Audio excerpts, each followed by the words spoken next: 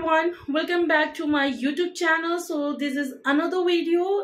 इससे पहले मैंने सेल के बारे में पूरा पढ़ा दिया था. अब सेल के बाद जैसे मैंने आपको याद होगा उसमें बताया था कि सेल के बाद टिश्यू आता है. लाइक सिमिलर ग्रुप ऑफ अगर सेल को कनेक्ट किया जाए तो उसके बाद टिश्यू बनता है. सो ये वही टिश्यू है, इसी के बारे में हम डिस्कस करेंगे. और अगर हम बात करें study of tissue is called histology. Okay, ये एग्जाम में इस तरीके के क्वेश्चन आते हैं. सो यहाँ पे देखिए मैंने ऑलरेडी बना रखा है. जो टिश्यू होते हैं बेसिकली फोर टाइप्स के होते हैं. कौन कौन से होते हैं? Number 1 is muscle tissue, number 2 is nervous tissue, number 3 is connective tissue and number 4 is epithelial tissue. ये क्या करते हैं टिश्यू? ये जनरली रिस्पॉन्सिबल होते हैं किसके लिए? बॉडी मूवमेंट के लिए एंड जनरेट करते हैं फोर्स को. ठीक है, अब इसमें हम बात करते हैं. ये भी हमारे 3 टाइप्स के होते हैं. Number 1 is skeletal muscle, number 2 is smooth और visceral muscle and number 3 is cardiac muscle. अब हम इसमें स्केलेटल मसल को थोड़ा सा समझते हैं. स्केलेटल मसल क्या होती है? ये बेसिकली हमारी हड्डी से जुड़ी होती है. ये मांसपेशियां जो है हड्डियों से जुड़ी होती है. जब हम कोई काम करते हैं ये हमारी इच्छा के अनुसार काम करती है.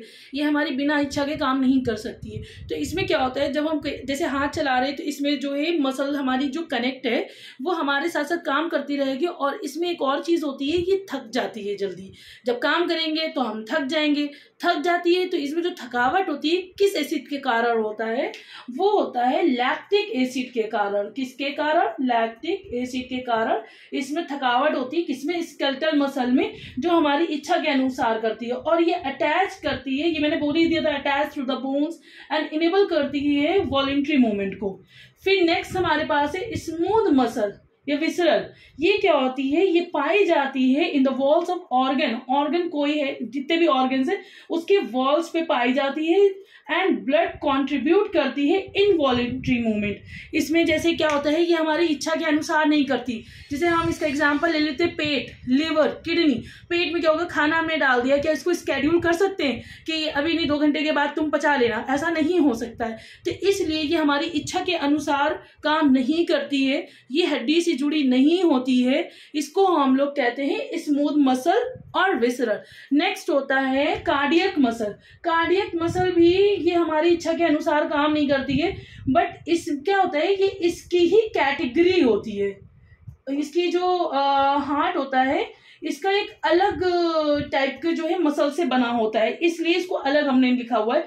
Muscle form in the walls of heart and responsible for the hearts rhythmic contraction. ठीक है, सो ये आपको क्लियर हो गया. ये किसके बारे में बताया था? Muscle tissue. मसल टिश्यू में 3 टाइप्स थे, skeletal muscle, smooth muscle and cardiac muscle. So the next point is nervous tissue. Nervous tissue से समझ में आ रहा है न्यूरॉन. लाइक इससे ब्रेन बनता है. ठीक है, अब इसकी क्या बात करें, ब्रेन का काम क्या होता है? किसी भी सिग्नल को ट्रांसमिट करना. ठीक है, यानी पहुंचाना. ये इसका स्पेशलाइज्ड ये किस लिए होता है? कम्युनिकेशन, यानी जो बातचीत हो रही, जो भी कंडीशन है वार्तालाप की. एंड ये कंट्रोल करता है बॉडी को. ठीक है, कि ठंड लग रही है या फिर कोई भी चीज है जिसको कंट्रोल करना है, किसी से बात करना है, या एट रैंडम हमने कोई झटका खाया तो उससे कैसे हमारी माइंड एकदम अलर्ट हो जाएगा और हमें उसके क्योर. आप एक बात देखो, कभी भी आपको करंट लगता है तो आप अगर दोबारा उसको छूना चाहोगे भी तो आपका ब्रेन उसको अलाउ नहीं करता और आप इतना करीब जाकर भी ऐसे करके वापस आ जाते हो, पर टच नहीं हो पाता है. तो ये आपका ब्रेन कंट्रोल करता है. ठीक है, ये क्या करेगा, ये कंसिस्ट करेगा, ये क्या करता है, consist of neurons which transmit electrical signals and supporting cell called neuroglia. इसको क्या कहेंगे? न्यूरोग्लिया. ठीक है, अब ये जो नर्वस टिश्यू होता है ये फॉर्म करता है ब्रेन को, स्पाइनल को, कॉर्ड को एंड नर्व्स को, जो कि अलाउ करेंगे किस चीज के लिए? प्रोसेस के लिए. किस चीज के प्रोसेस के लिए? ट्रांसमिशन के लिए.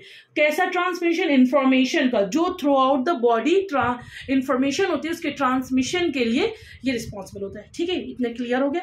अब नेक्स्ट हम लोग पढ़ेंगे कनेक्टिव टिश्यू. कनेक्टिव टिश्यू से समझ में आ रहा है कनेक्ट करना, जो चीज आपस आपस में जुड़ती है। अब जैसे कि ये एग्जाम में आता है, अब जैसे हम इसका एग्जाम्पल ले लेते हैं, ब्लड। ये हमेशा पूछा जाता है, ब्लड किससे कनेक्ट होगा, ये कनेक्ट करेगा बॉडी को, ठीक है, लिम्फ एंड ब्लड हो गया, लिम्फ हो गया, एंड नेक्स्ट वन आपका होगा बोन।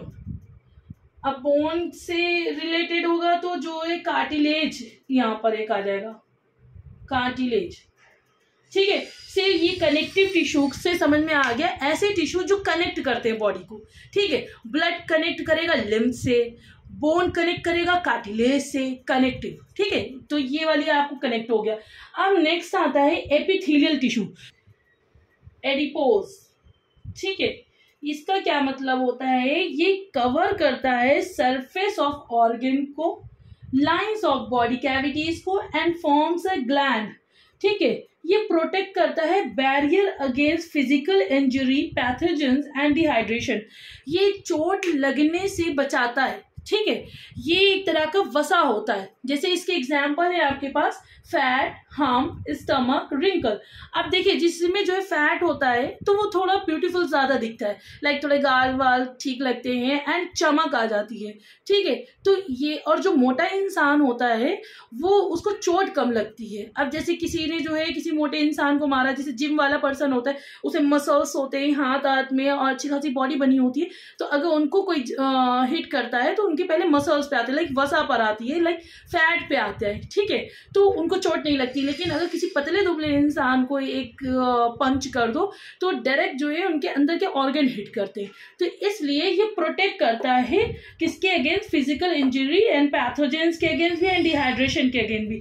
अब हम की बात करते हैं, जैसे जो कैमल हम्प होता है, लाइक जो कैमल के ऊपर कुबड़ होता है, बचपन में हम लोगों ने इस तरह का बहुत से पढ़ा हुआ था कि उसमें वाटर स्टोर होता है। नहीं, एक्चुअली उसमें वाटर स्टोर नहीं होता है, उसमें फैट स्टोर होता है, ठीक है। अब स्टमक हो गया, स्टमक में देखिए भी जब पेट में ज्यादा चर्बी हो जाती है तो पेट निकल जाता है, तो वहां पर भी ये इसका एग्जांपल है। रिंकल्स क्या होता है, जब ये हमारा एडिपोज टिश्यू जो है कम होने लगता है एक एज के बाद, तब हमारी जो है बॉडी में झुर्रियां पड़ने लगती हैं, ठीक है। ये समझ में आ गया। एपिथेलियल टिश्यू क्या होता है, जब ये बॉडी में कम होता है तो हमें बॉडी में झुर्रियां आने लगती हैं, लोगों को चोट भी लग सकती है, वो इंजरी हो सकती है, क्योंकि जितना मोटापा होता है वो खराब भी है, लेकिन एक लिमिट में अगर आपके ऊपर फैट है तो वो आपको चीजों से बचाता भी है। तो आपने ये 4 प्रकार के टिश्यू पढ़ लिए हैं।